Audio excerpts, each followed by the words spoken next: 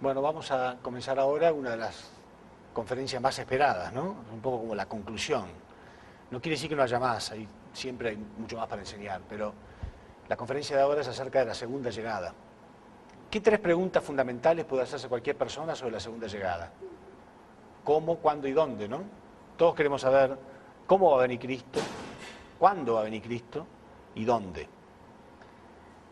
Sí, si leemos en las Escrituras, se decía siempre que no se sabía cuándo. Claro, no se sabía cuándo el hombre iba a cumplir su parte de responsabilidad. Pero ahora, con todo lo que hemos visto, a medida que se iba cumpliendo un fundamento, se repitió la historia durante 2000 años, podemos hacer un cálculo matemático de cuándo está cumplido el fundamento para que esto pueda ocurrir. Pero, entonces anotemos acá las tres preguntas, para ir en orden. ¿Cómo? Primero queremos saber cómo tenemos que esperarlo. ¿Cuándo? ¿Y dónde?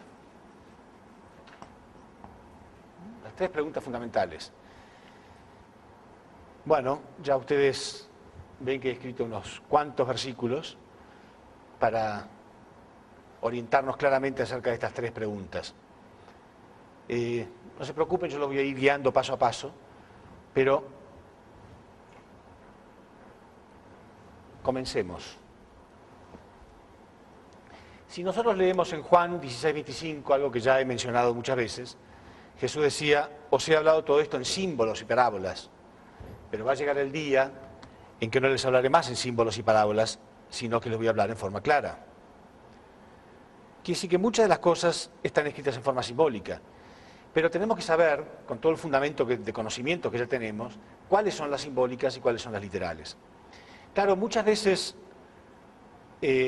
nos gustaría muchísimo que las cosas simbólicas fueran literales, porque ya van a ver ustedes que ese simbolismo es tan maravilloso que eliminaría una de las cosas que más nos cuesta, uno de los desafíos más grandes, que es tener fe. ¿Por qué en las religiones hace falta la fe? ¿Por qué Dios siempre ha enfatizado durante la historia y uno de los conflictos más grandes que han tenido la gente religiosa ha sido la fe? Porque Adán y Eva cayeron por falta de fe en la palabra de Dios. La caída se produjo porque ellos no tuvieron fe en la palabra de Dios de no comer del fruto. Entonces, el proceso de la restauración tiene que venir a través de la fe. Lo que no quiere decir que tengamos que tener una fe ciega ante cualquier cosa que se nos presenta. Dios nos va a dar pruebas, nos va a dar cosas, pero después siempre hace falta ese requisito. Y el hombre caído siempre tiene el anhelo de que vinieran revelaciones y cosas donde no se le exija fe. Si algo que viene de Dios es mágico, impresionante en las nubes, con un coro de ángeles y me anuncia a mí, entonces yo no tengo que hacer ningún esfuerzo para creer en semejante espectáculo, ¿no? Entonces, si leemos en Mateo 24:30, dice algo que es precioso. Dice, entonces aparecerá la señal del Hijo del Hombre en el cielo, y entonces lamentarán todas las tribus de la tierra, y verán al Hijo del Hombre viniendo sobre las nubes del cielo, con gran poder y gran gloria. Y enviará a sus ángeles con gran voz de trompeta, y juntará a sus escogidos de los cuatro vientos, desde un extremo de los cielos hasta el otro. Si tomamos esto literalmente, nos da cierto alivio, ¿no? Lamentablemente tengo la mala noticia de decir que eso justamente es simbólico y yo lo voy a probar ahora. Hay muchísimos otros versículos que no se cumplirían de ningún modo si este fuera literal.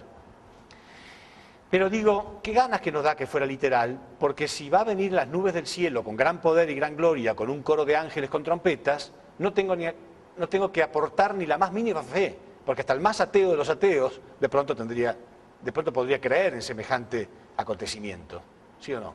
Ni siquiera me tengo que preocupar de mirar al cielo, porque hoy en día hasta cualquier pequeño incidente que ocurre sale en todos los medios, ¿no? En todos los medios automáticamente, si se cayó un avión o algo, todo el mundo se entera de los 3 minutos. ¿Cuánto más si viniera Cristo en las nubes con gran poder y gran gloria? Entonces no tengo que hacer ningún esfuerzo. Sin embargo, vamos a ver que, repito, os he hablado todo esto en símbolos y parábolas. Entonces tenemos que separar lo que es simbólico de lo que es literal. Aunque sea una noticia diferente a la que esperábamos. Pues lamento para aquellos cristianos que se han quedado demasiado tranquilos pensando que no importa, cuando venga Cristo ya se va a enterar, porque les voy a demostrar que en realidad eso es simbólico. En Apocalipsis 17:14,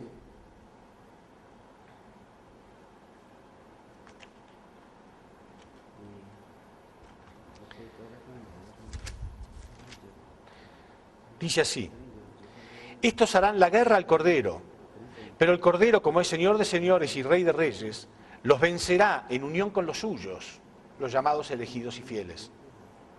El Apocalipsis habla todo lo que va a ocurrir en los últimos días, ¿no es cierto? Dice, y estos harán la guerra al Cordero, pero Él, como es Señor de señores y Rey de reyes, los vencerá en unión con los suyos, los llamados elegidos y fieles.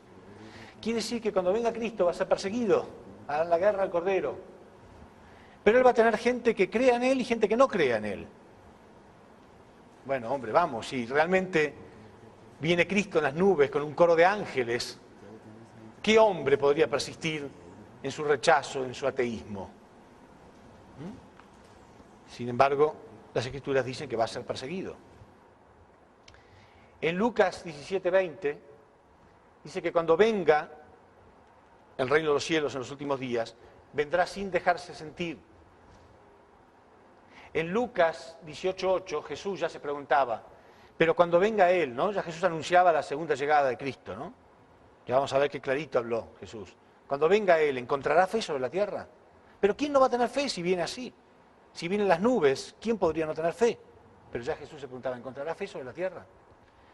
En Apocalipsis 3:3, Apocalipsis 16:15 y la primera de los Tesalonicenses 5:2, dice que cuando venga el Señor, vendrá como un ladrón en la noche.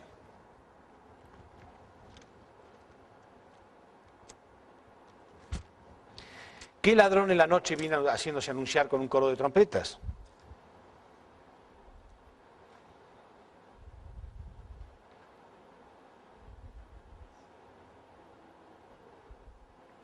Acuérdate, pues, de lo que has recibido y oído, y guárdalo y arrepiéntete, pues si no velas, vendré sobre ti como ladrón, y no sabrás a qué hora vendré sobre ti.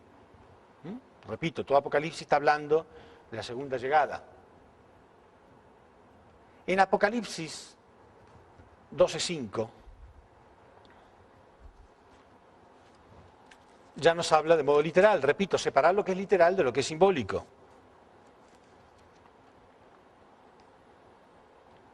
Dice, y la mujer dio a luz un hijo varón, que regirá con vara de hierro a todas las naciones del mundo. Y su hijo fue arrebatado para Dios y para su trono. Quiere decir que en los últimos días habrá una mujer que va a dar a luz un hijo, y ese hijo va a regir con vara de hierro a todas las naciones del mundo, y será arrebatado para Dios y se va a sentar en su trono. ¿Quién otro puede ser que no sea el Cristo, el Mesías? Y dice que va a ser nacido de una mujer. Ahora, ¿por qué? ¿Por qué nos cuesta creer que un hombre va a nacer de una mujer y no nos cuesta creer que un hombre va a venir en las nubes? ¿Saben por qué? Porque acá hay que tener fe y acá no hay que tener fe. Y somos cómodos. Por eso nos gusta mucho más eso. Por eso nos parece maravilloso. Y por eso todos los errores de la humanidad. Y con Jesús pasaba lo mismo, y ya lo voy a demostrar, que en la época de Jesús también había gente que estaba esperando que Jesús viniera en las nubes, porque hubo profetas que profetizaron también simbólicamente que iba a venir en las nubes, ya lo vamos a mostrar. Y ahí estaba el pobre Jesús intentando por todos los medios que creyeran en Él, y no creyeron, y hasta hoy seguimos pagando las consecuencias. Y hoy estamos preparaditos para cometer el mismo error, totalmente preparados para el mismo error. Los que entendemos esto realmente sabemos que estamos preparados para el mismo error. Es muy difícil, las cabezas muy duras, ¿no? Pero siempre no, porque las Escrituras dicen, Ah, ¿crees todo y practicas todo? ¿Realmente practicas todo lo que dicen las Escrituras? ¿Realmente practicas el 100%? ¿Por qué te aferras tanto a ese versículo? Porque no te exige fe, porque no tienes que hacer el esfuerzo de la fe. Porque cuando venga, ya está. ¿Qué problema hay? Pero si yo tengo que hacer el trabajo de reconocer la verdad, de saber si es verdad o no, de saber dónde está Dios, entonces es mucho más difícil. En Daniel, vemos en la época de Jesús, había dos profetas. Uno mayor, que era Daniel, y uno mucho menor y menos conocido, que era Miqueas. Daniel 7:13.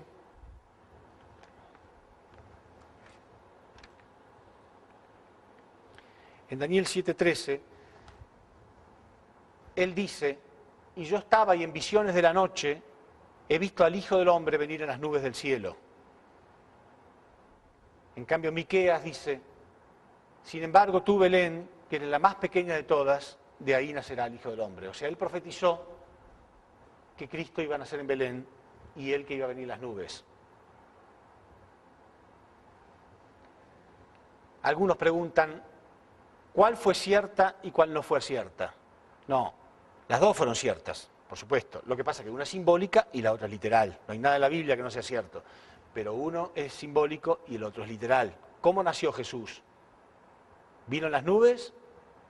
Si hablamos simbólicamente, sí, porque ya vamos a ver qué representan las nubes. Pero en realidad, literalmente hablando, él nació en Belén. En 2 Juan, versículo 7,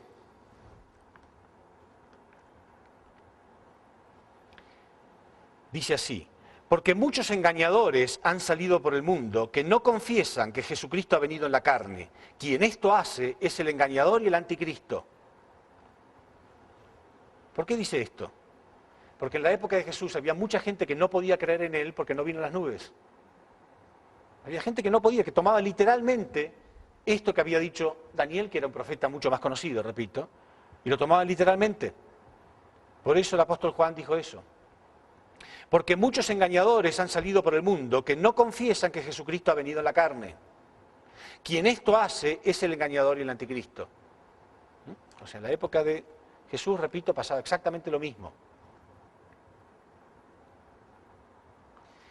Entonces, ¿qué simbolizan las nubes?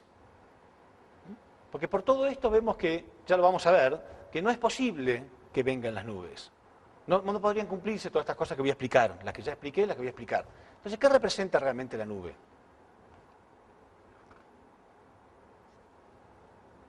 En Apocalipsis 17:15,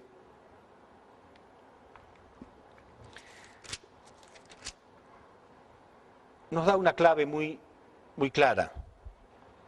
Dice así, me dijo también, las aguas que has visto, donde se sienta la ramera, son pueblos, muchedumbres, naciones y lenguas. Las aguas que has visto donde se sienta la ramera, ¿qué es una ramera? Una mujer caída, ¿no? Una mujer baja. Las aguas esas que has visto, donde se sienta la ramera, son pueblos, muchedumbres, naciones y lenguas. ¿De qué están constituidos los pueblos, las muchedumbres, las naciones? De gente caída, ¿no? De gente baja. Quiere decir que según la Biblia, el agua representa gente caída. ¿Y la nube de qué está constituida? Una nube está constituida de agua, ¿no? Pero agua pura. Cuando se evapora se purifica el agua, ¿no? No sube con todas las impurezas. Si el agua representa gente caída, la nube representa gente pura.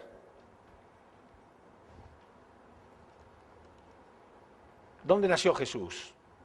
Primero nació de un pueblo preparado por Dios, no en cualquier nación, ¿no? Pero además nació en una familia preparada. ¿Sí? Nació en cualquier familia. María tenía revelaciones, etc. Entonces, que vengan las nubes representa que va a venir rodeado de gente pura, en un lugar preparado. Dios no puede hacer nacer, si no, no hubiera hecho falta que Dios prepare una nación en la época de Cristo. Hubiera nacido en Babilonia, en Egipto, en cualquier nación satánica. Pero Dios tuvo que preparar una nación como medio ambiente donde dentro de ella podría nacer Cristo. ¿Qué simboliza que Cristo va a venir en las nubes? Que va a venir en un lugar preparado, de gente pura. Las nubes representan gente en la Biblia. ¿Sí? Si lo vemos en Hebreos 12:1.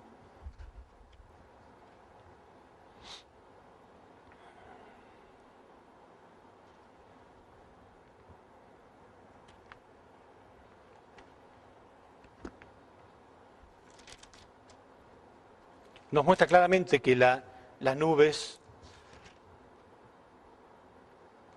representan gente.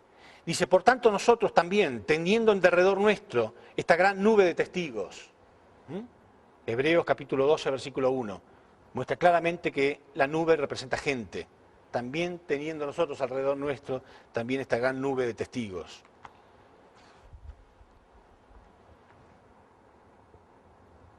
Si leemos en Juan 3:13, también dice que Jesús vino del cielo. Pero todos sabían que Jesús había nacido de una mujer. ¿Por qué dice que vino del cielo? ¿Qué representa? ¿Qué representa el cielo? Lo contrario a la tierra, ¿no? La tierra representa todo lo mundano, todo lo pecaminoso. El cielo representa lo bueno y lo puro. Que alguien haya venido del cielo significa eso. No significa que vino de la atmósfera, ni de arriba, ni de nada por el estilo, sino que viene del dominio de Dios.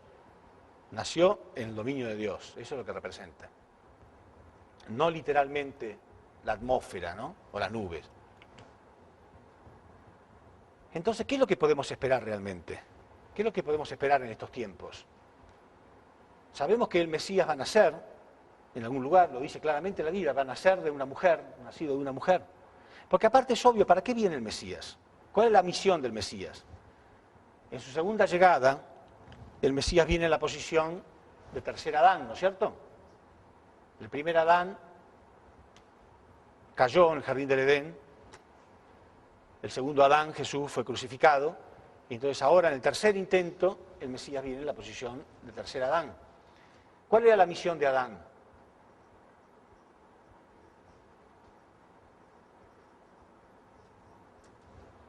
Si el Adán original no hubiera caído, ¿no? Habíamos hablado, aun cuando Eva cayó, Adán podría haber llegado a la perfección si no hubiera caído también. Y él se había convertido en el Mesías de Eva, podría haberla salvado, ¿sí? El Mesías es el Salvador, sí. Pero ¿cuál era la misión de Adán originalmente? Cumplir con las 3 bendiciones. Crecer, multiplicarse y tomar dominio. Crecer, multiplicaos y dominad. Esa es la misión de Adán. Adán tendría que haber rescatado a Eva. El Cristo, su segunda llegada en la posición de tercer Adán, tiene que rescatar a una persona en la posición de Eva. ¿Por qué? Porque nosotros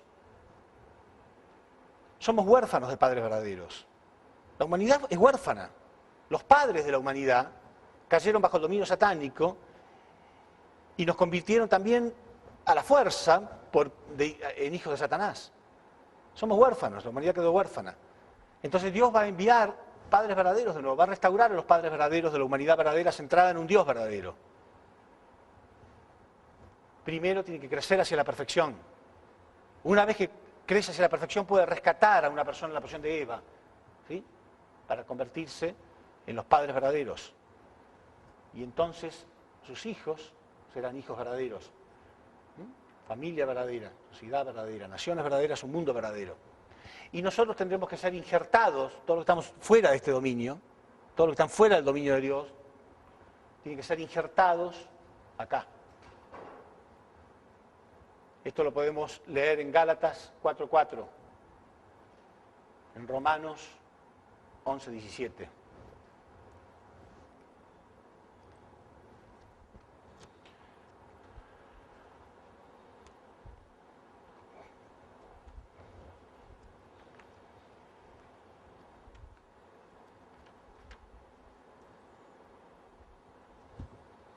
Gálatas 4:4.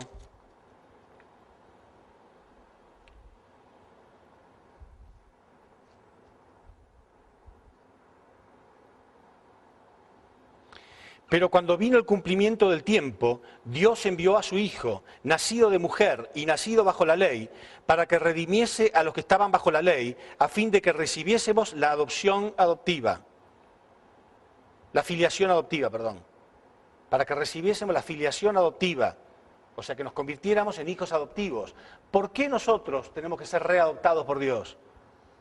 Porque caímos bajo la adopción de un padre falso. Y la Biblia dice claramente que con la llegada de Cristo nosotros tenemos que ser readoptados.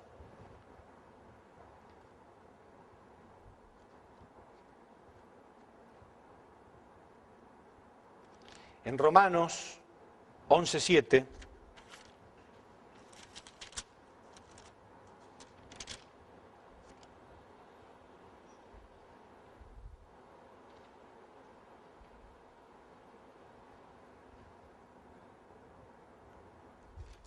Once, 17, ¿verdad? Pues si algunas de las ramas fueron desgajadas, tú, siendo el olivo silvestre, has sido injertado en lugar de ellas y has sido hecho partícipe de la raíz y de la rica savia del olivo. O sea, nosotros como olivos silvestres tendríamos que ser cortados de esa rama y ser reinjertados en el olivo verdadero. ¿Qué significa? Para recibir esta savia, la savia de Dios. ¿Se entiende bien? Bueno, esa es la razón de toda la providencia. Ese era el plan de Dios, una familia verdadera centrada en Dios, el cumplimiento de las 3 bendiciones, lo que vimos en la primera conferencia. Apenas Dios creó a Adán y Eva, le dijo, creced, multiplicaos y dominad. Pero antes de multiplicarse ellos tendrían que haber crecido, tendrían que haber desarrollado un carácter divino. Adán y Eva pecaron y se apartaron y crearon un mundo satánico. Dios preparó un linaje para mandar a Jesús en la posición de segundo Adán, pero fue crucificado, nunca pudo recibir estas bendiciones. Y por esa razón, en muchas partes de la Biblia, Jesús mismo hablaba de sí mismo como el novio, ¿sí o no?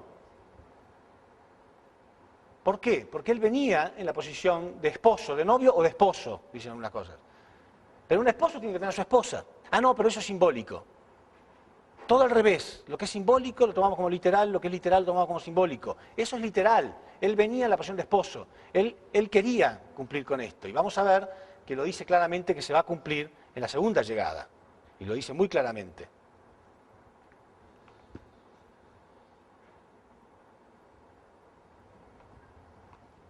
En Apocalipsis 19:7 dice esto claramente.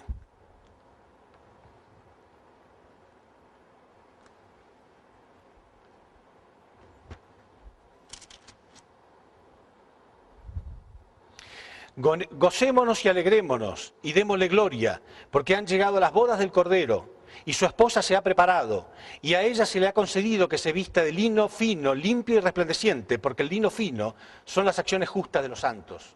O sea que va a ser santa, obviamente, tiene que ser una persona purificada, una persona rescatada hacia la perfección. Gocémonos y alegrémonos y démosle gloria, porque han llegado las bodas del Cordero. Y su esposa se ha preparado, y a ella se le ha concedido que se vista de lino fino, limpio y resplandeciente, porque el lino fino son las acciones justas de los santos. Eso no es simbólico, eso es literal. Dios nunca fue testigo de la unión de un hombre y una mujer centrada en él. ¿Sí? El sexo es mala palabra. ¿Por qué? La unión entre un hombre y una mujer es mala palabra. ¿Por qué? Si lo inventó Dios. Porque Satanás se adueñó de eso. Y Satanás usó eso como pecado para sacar al hombre del dominio de Dios. Pero ¿no querrá Dios algún día restaurar eso? ¿No querrá Dios algún día ver un beso entre un hombre y una mujer verdadero por primera vez en la historia humana? ¿Quién inventó los besos? ¿Quién inventó los abrazos? ¿O va a ser pecado siempre? ¿O Jesucristo, porque era un hombre de Dios, entonces era diferente en ese punto? Justamente porque es un hombre de Dios, Dios quiere ver eso reflejado alguna vez. ¿Entienden? Y para eso viene Cristo, para eso viene el Mesías, para convertirse en los padres verdaderos de la humanidad. El vino nuevo en odres nuevos. El que pueda oír, que oiga. El que pueda entender, que entienda. Y si no, en vez de comer el helado, seguimos prefiriendo leer el libro. ¿Está bien? Pero nunca van a saborear helado. Porque ese es el plan de Dios. Y está muy claro. Separemos lo que es simbólico de lo que es literal. Y seamos valientes. Aunque la verdad que escuchemos sea diferente al criterio que teníamos o a los planes que teníamos. El plan que tenemos a partir de ahora le preguntamos a Dios cuál es. El tipo de vida le pregunto a Dios. Y no tengo una fe ciega en lo primero que me digan, pero por lo menos pregunto, analizo y veo que es lógico, que es claro y que hay muchas enseñanzas para explicar. Estamos en los tiempos de la llegada de Cristo. Va a nacer de una mujer. Va a ser perseguido por muchos. ¿De qué lado va a estar usted? ¿De qué lado voy a estar yo? ¿Desde lo que lo persiguen? No hay 3 lados, ¿eh? O lo persigo o estoy con él.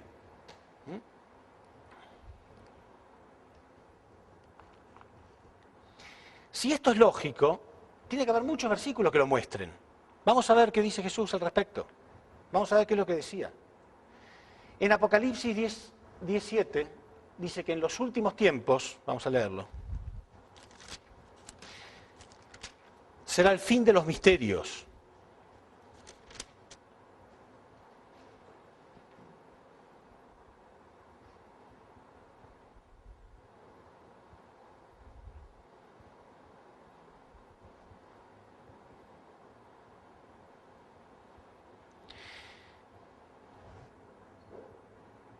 Dice, sino que en los días de la voz del séptimo ángel, cuando él comience a tocar la trompeta, el misterio de Dios se consumará, o sea, terminarán los misterios de Dios. En los últimos días se van a terminar los misterios. ¿Cuántas preguntas hemos tenido como creyentes? ¿Cuántas miles de preguntas hemos tenido? Bueno, dice que se van a terminar, que todo va a ser aclarado. Si ustedes vieron todas las conferencias de punta a punta, con mucha atención, ¿se le han contestado muchísimas preguntas, sí o no? Muchos misterios han sido terminados. Sino que en los días de la voz del séptimo ángel, cuando él comience a tocar la trompeta, el misterio de Dios se consumará, como él lo anunció a sus siervos, los profetas. La voz que oí del cielo habló otra vez conmigo y dijo, ve y toma el librito, dice que va a haber un librito, que está abierto en las manos del ángel, que está en pie sobre el mar y sobre la tierra. Y fui al ángel diciéndole que me diese el librito, y él me dijo, toma y cómelo, y te amargará el vientre, pero en tu boca será dulce como la miel. Entonces tomé el librito de la mano del ángel y lo comí, y era dulce en mi boca como la miel, pero cuando lo hube comido, amargó mi vientre. Y él me dijo, es necesario entonces que profetices otra vez contra muchos pueblos, naciones, lenguas y reyes. O sea, va a haber un nuevo librito que será dulce en mi boca, pero cuando lo trague amargará las entrañas. Es lo que hace la verdad, repito. La verdad hace eso. La verdad es linda de la boca para afuera. La verdad es muy linda para decírsela a otros. Pero cuando uno entiende que tiene que sacrificar muchas cosas, porque sus planes eran diferentes a los planes que Dios tenía, entonces nos da un poco de acidez, ¿no? Literalmente, cuando uno recibe una mala noticia, a lo mejor la gente muy joven no le pasa esto, pero después de cierta edad, cuando una persona recibe una mala noticia, tiene acidez. De hecho, en mi país, las publicidades acerca de los antiácidos son todos así, mostrando malas noticias que uno recibe, ¿no? Y un fuego que sale de acá. Literalmente. ¿Por qué dice que en la boca va a ser dulce y después cuando lo trague va a amargar mis entrañas? Porque muchas veces nos damos cuenta que tenemos naturaleza caída y tenemos que cambiarla para hacer la voluntad de Dios. Y entonces le dijo, bueno, ahora sal y enseña de nuevo al mundo entero. Porque dice contra, ¿no? Contra muchos pueblos, muchedumbres, naciones, lenguas y reyes. ¿Por qué dice lenguas y reyes? En todos los idiomas. El principio divino ha sido traducido en todos los idiomas. Hemos estado en 180 países del mundo. Ahí sentados frente a mí hubo sacerdotes, historiadores, científicos, filósofos, ateos, lo que fuere, todo el mundo. ¿Puede alguien decir, no, pero yo soy rey, a mí no me vengan a enseñar nada, porque soy rey, rey caído, rey satánico? También se tiene que sentar ahí y también tiene que escuchar. Hasta ahora, que yo sepa, ningún rey escuchó, pobrecito de él.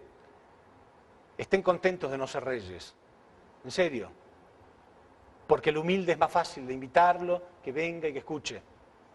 ¿Qué sería si viniera un rey hoy? Tendríamos todos, pobre. Prefiero no ser rey si no puedo escuchar la verdad. Pero la Biblia dice, tendrás que enseñar a todos, no importa lo poderoso que sea, no importa la lengua que hable, otra vez tendremos que enseñar la nueva verdad. Pero el criterio que existía hasta ahora no era así. El criterio era, no importa, viene Cristo en las nubes, yo que soy cristiano voy a ser salvo con Él, se termina todo lo demás al infierno, el reino de los cielos se establece instantáneamente. Pero el reino de los cielos no es instantáneo, es muy paulatino y muy lento y exige muchísimo trabajo, dice la Biblia, lo voy a mostrar.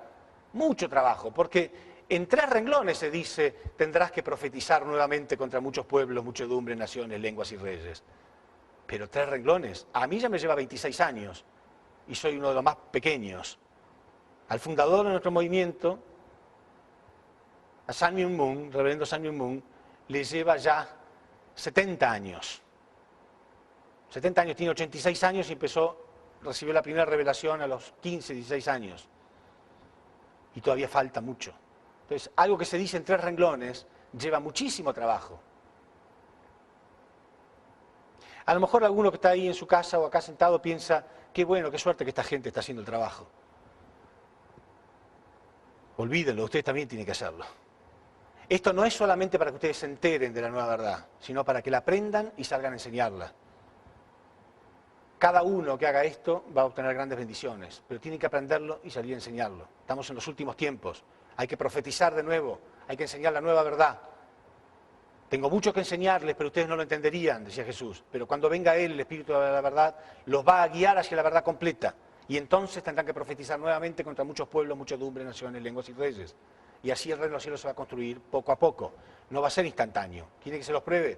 Bíblicamente le voy a probar que no es instantánea la construcción del reino de los cielos. En Mateo 13:31, Jesús dio una profecía.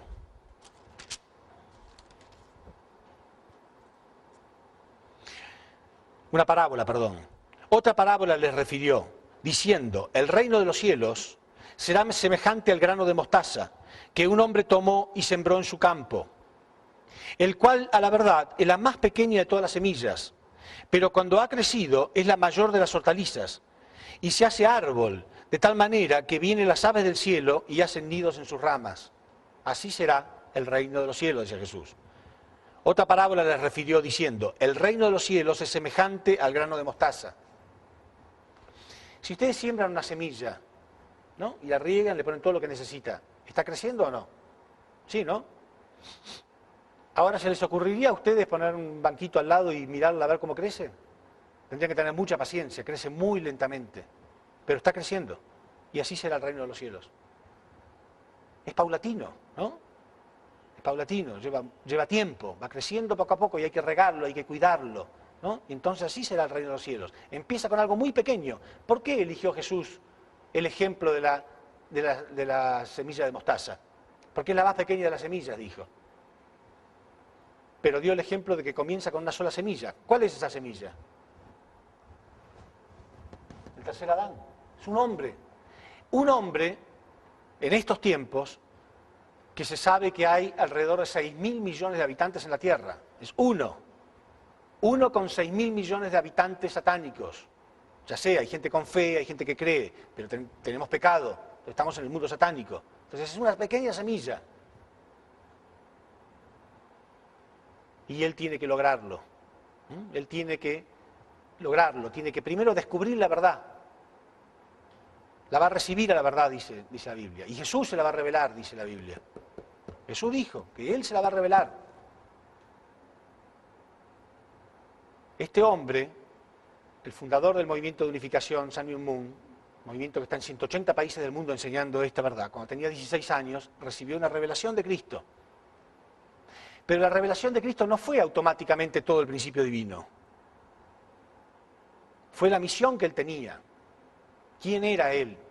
Y la misión y el deber de que Él tenía que descubrir la verdad que el hombre había arrojado a la basura. Él tenía que descubrir la verdad que hemos perdido por la caída. Y a partir de ese mismo instante, Él empezó a buscar y buscar y buscar y buscar. Él cuenta, y sus primeros seguidores cuentan, que a veces Él ayunaba, lloraba, oraba, estudiaba, días y días y meses,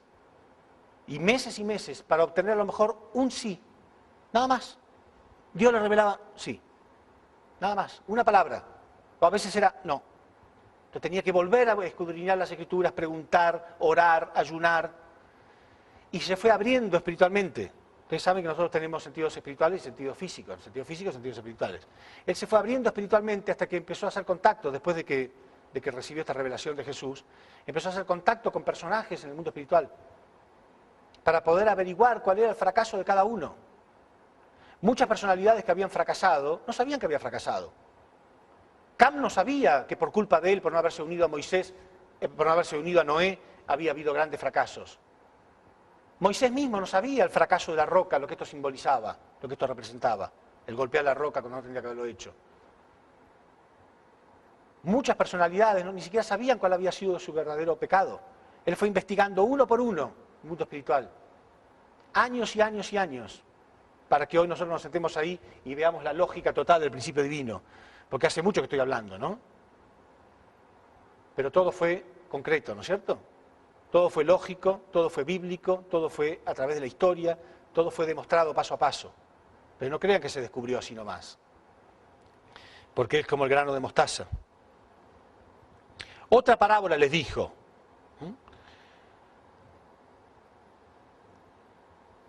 El reino de los cielos será semejante a la levadura que tomó una mujer y escondió en 3 medidas de harina hasta que todo fue leudado.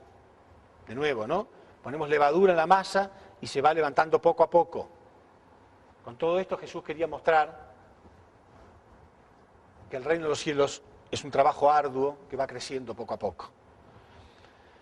¿Cómo se compadece esto con aquello de que el reino de los cielos es como una ciudad que viene del cielo, instantáneo? Es simbólico, viene del cielo porque el cielo representa todo lo bueno.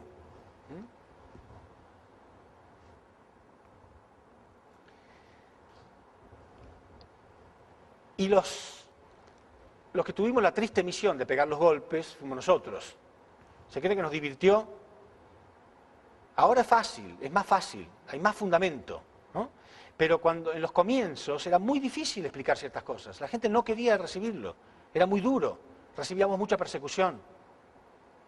Pero nosotros fuimos los encargados de poner la cara, ¿no? Y recibir la persecución para decir lo que era cierto. Como por ejemplo esto que voy a decir ahora. Jesús era llamado el postrer Adán, pero no era Adán. Jesús no era Adán, era otro, pero tenía la misión de Adán, que era cumplir con las 3 bendiciones. Juan el Bautista fue llamado Elías, pero él no era Elías, era otro, pero tenía la misión de Elías. El Señor de la segunda llegada, Cristo en su segunda llegada, recibe como el nombre de Jesús, como si fuera el mismo Jesús, pero no es el mismo Jesús el que va a venir. Por eso en muchas partes de la Biblia Jesús habla de que el que va a venir va a ser otro, pero cuando venga Él, el Espíritu de la verdad, los va a guiar hacia la verdad completa. Y cuando habla de que Él va a venir, porque en otras partes, repito, es como si fuera Él mismo el que va a venir, dice sí, pero vendré con un nombre nuevo, nacido de una mujer. Entonces lo leemos acá. Apocalipsis 2:17, Apocalipsis 3:12, Apocalipsis 19:12, en todas partes donde él habla de que va a venir con un nombre nuevo.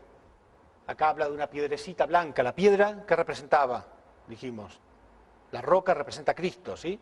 Pero esta piedrecita blanca con mi nombre nuevo, dice Jesús. Apocalipsis 3:12, vamos a leer uno de ellos.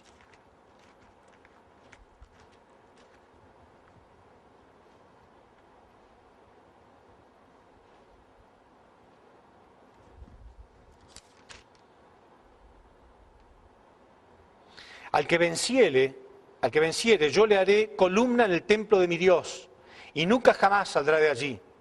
Y escribiré sobre él el nombre de mi Dios, y el nombre de la ciudad de mi Dios, la nueva Jerusalén, la cual desciende del cielo, de mi Dios y mi nombre nuevo. El que tiene oído, oiga lo que el Espíritu dice a las iglesias. Repito, al que venciere, yo le haré columna en el templo de mi Dios, y nunca jamás saldrá de allí. Y escribiré sobre él el nombre de mi Dios, y el nombre de la ciudad de mi Dios, a la nueva Jerusalén, la cual desciende del cielo, de mi Dios y mi nombre nuevo. La nueva Jerusalén que desciende del cielo, repito, no es literalmente una ciudad que va a descender del cielo, sino que representa el nuevo mundo, que es un mundo de bondad. El cielo representa el bien, la tierra representa el mal. Y entonces grabaré en él mi nombre nuevo.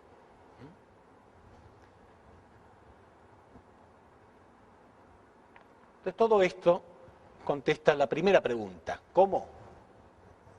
Nacido de mujer.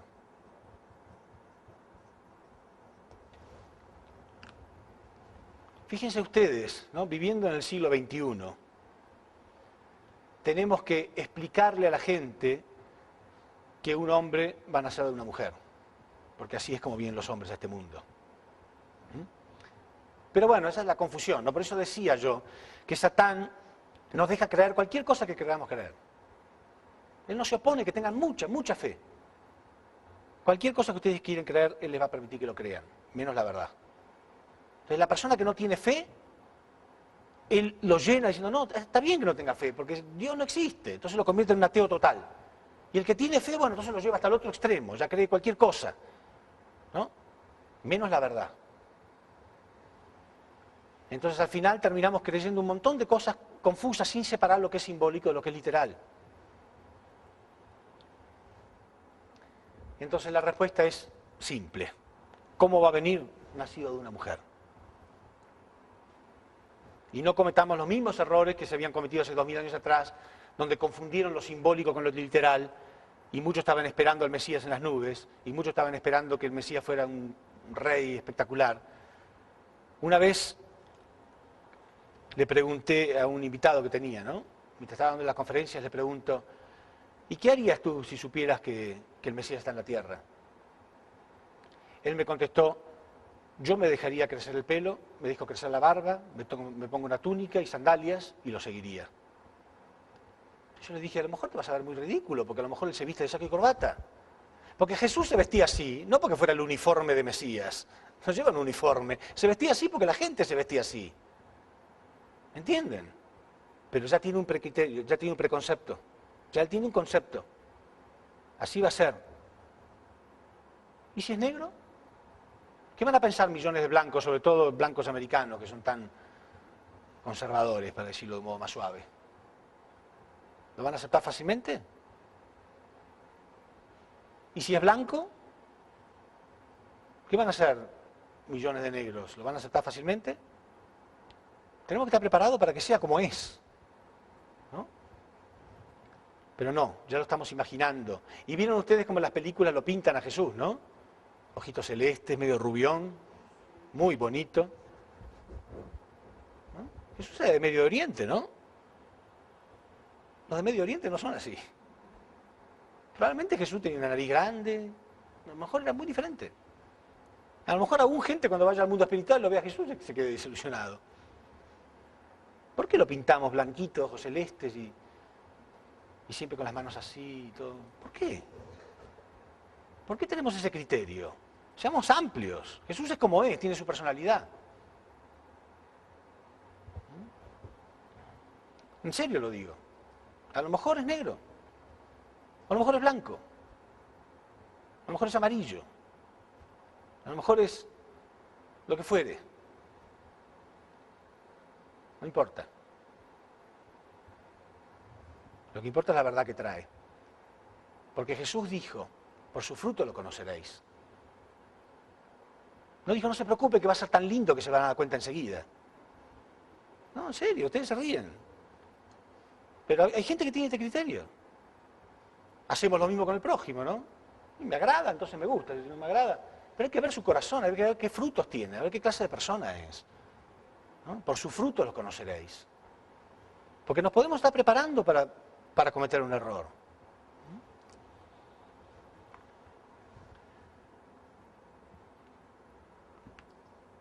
Entonces la segunda pregunta es ¿cuándo?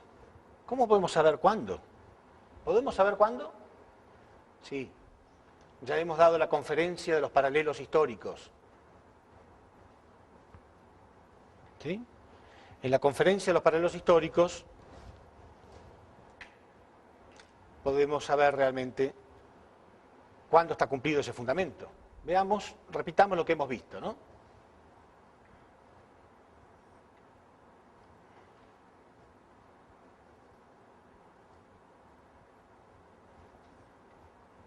Más o menos. ¿Se acuerdan? Lo que acabamos de ver, los paralelos históricos. Primero, 400 años de esclavitud en Egipto. ¿Sí? O sea, esto es de Jacob a Jesús. 400 años de esclavitud en Egipto. 400 años del periodo de los jueces. 120 años del periodo del Reino Unido. 400 años del periodo del Reino Dividido. 210 años de cautiverio en Babilonia. Y el último periodo de 400 años para la llegada de Cristo. ¿Sí? Y ahí llegó Cristo. Todo esto se pierde y tiene que volver a repetirse, ¿verdad? Entonces son 400 años del periodo de persecución en Roma, 400 años del periodo de los patriarcas, 120 años del periodo del Reino Unido, 400 años del periodo del Reino Dividido, 210 años de cautiverio y retorno papal, y el último periodo de 400 años. Y ahí estamos en los tiempos del Señor de la Segunda Llegada. Y acá comienza el año cero, ¿no?, de la era cristiana. Quiere decir que lo único que tenemos que hacer es sumar 400 más 400 más 120 más 400 más 210 más 400. Y eso da 1930. Claro, en realidad no quiere decir que sean absolutamente exactos cada periodo, ¿no? Por ejemplo, acá se cumplió en el año 392, cuando el cristianismo por Teodosio I fue nombrado la religión oficial. Quiere decir que no fueron exactamente 400 años.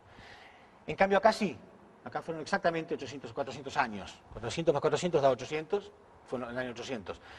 Cuando fue coronado el primer rey cristiano, Carlomagno, fue exactamente 800 años, inclusive fue coronado la noche de Navidad. O sea, ahí, justo 800 años, del año 800. Pero lo demás, a lo mejor hay un pequeño desfasaje. Pero acá comienza el último periodo con Lutero.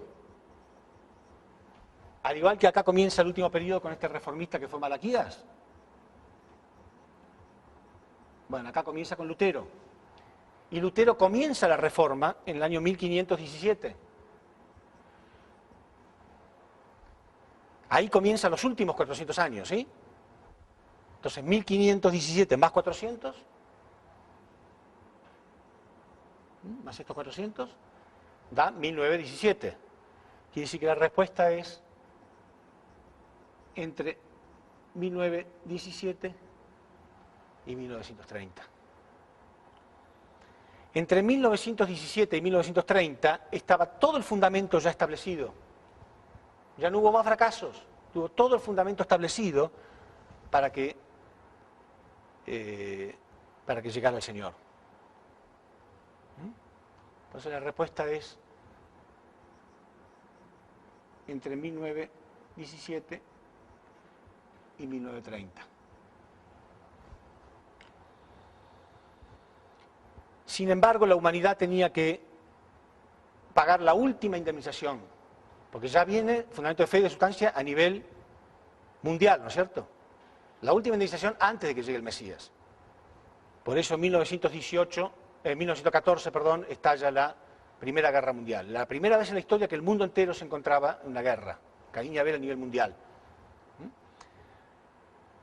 Y esa guerra terminó en 1918.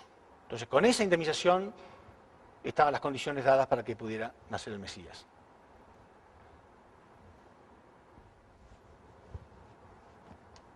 Entonces, la última pregunta, ¿dónde?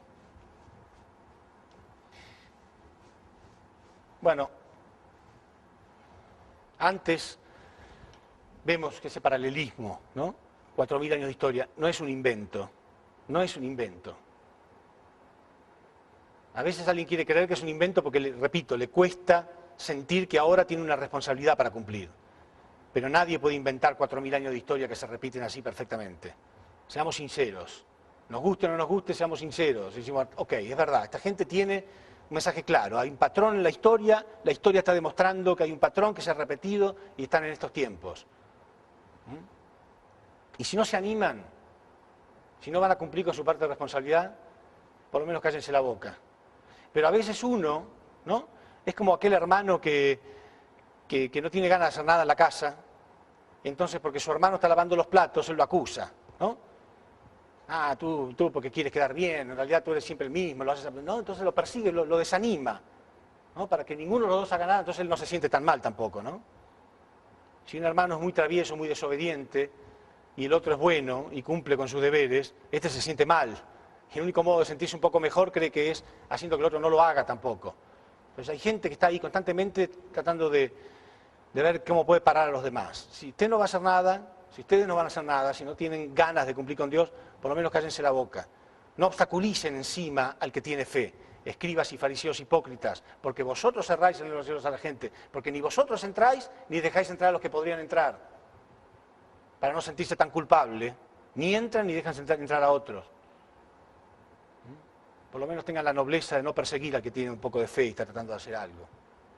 Porque perseguidores hemos encontrado en todas partes, sin argumentos, sin nada bueno para ofrecer a la humanidad, pero quieren obstaculizar al que sí quiere hacer algo.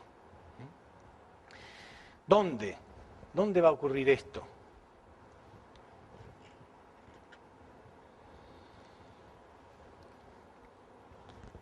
Si leemos en Mateo 21:33, Jesús dio una parábola muy interesante.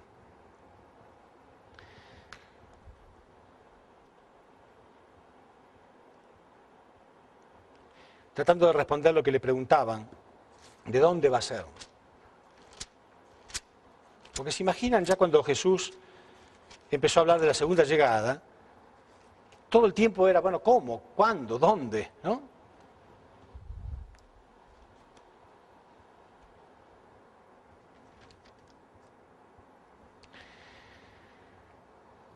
La parábola de los labradores homicidas. Oído otra parábola, le dijo Jesús. Voy a ir anotando acá los elementos de la parábola para que vean ustedes qué es lo que significa. Oído otra parábola. Un hombre, padre de familia, el cual plantó una viña. ¿Sí? El padre de familia, el cual plantó una viña. La cercó de vallado, cavó en ella un lagar, edificó una torre y arrendó a unos labradores, la arrendó a unos labradores y se fue.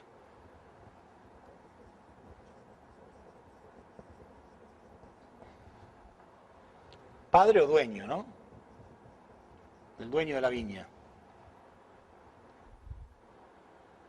Y cuando se acercó el tiempo de los frutos, envió a sus siervos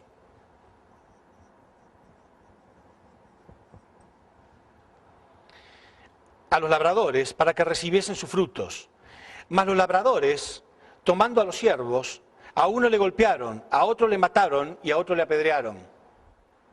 Envió de nuevo otros siervos, más que los primeros, e hicieron con ellos de la misma manera. Finalmente les envió a su hijo.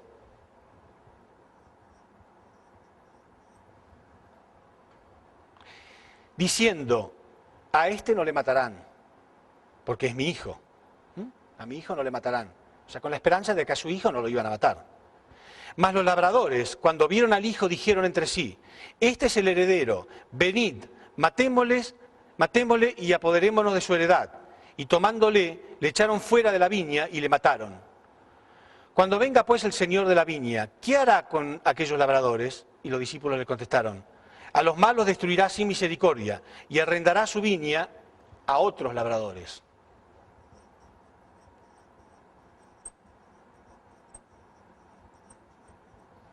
¿Qué significa esto?